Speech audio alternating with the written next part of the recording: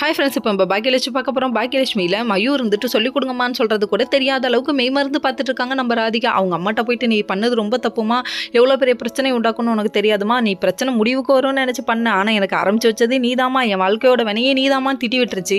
திட்டி விட்டால் மட்டும் போதுமா, போய் கேஸை வாபஸ் வாங்கம்மான்னு சொல்கிறத விட்டுட்டு இப்படி ஒரு வார்த்தையை சொல்லிட்டாங்க. அது மட்டும் இல்லைங்க, கோபிக்கு இந்த விஷயம் தெரியுமா தெரியாதுன்னு சொல்லி வெயிட் பண்ணி பார்த்துட்டு இருக்காங்க. கடைசியில் தெரியாதுங்கிறது மட்டும் நல்லா தெரிஞ்சு போச்சு. இவங்க சைலண்ட்டாக வரதை பார்த்தோன்னே கோபிக்கிட்ட எதுவும் சொல்லக்கூடாதுன்னு கமுக்கமாக உள்ள போயிட்டாங்க. அது மட்டும் இல்லைங்க, இது தெரிஞ்சால் நம்ம கோபியோட ரியாக்ஷன் எப்படி இருக்க போகுதுன்னு ஒன்றும் தெரியல. இன்னொரு பக்கம் பார்த்தீங்கன்னா வீட்டில் உள்ள எல்லாரும் பயந்துட்டு இருக்க மாதிரி பாட்டி என்ட்ரி ஆகிட்டாங்க. என்ட்ரி ஆனோடனே என்ன எப்படி இருக்கீங்க, எல்லா விஷயம் எப்படி இருந்தது, சூப்பராக இருந்ததுன்ட்டு அவங்களே மனநிறைவோடு வந்து நிற்கிறாங்க.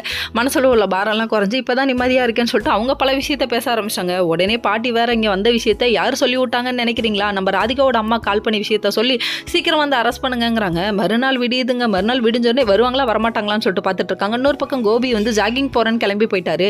இவங்க வீட்டில் என்ன நடக்க போகுதுன்னு தெரியாமல் ரொம்ப ஃபீலிங்ஸில் உட்காந்துருக்காங்க. இதை விட பாக்கி அழுகிறத பார்க்க ரொம்ப தாங்க முடியல. இன்னொரு பக்கம் வந்து நம்ம செலியும் இருந்துட்டு என்ன ஆகுமோ தெரியலையேன்னு சொல்லிட்டு பயந்துட்டு இருக்காரு.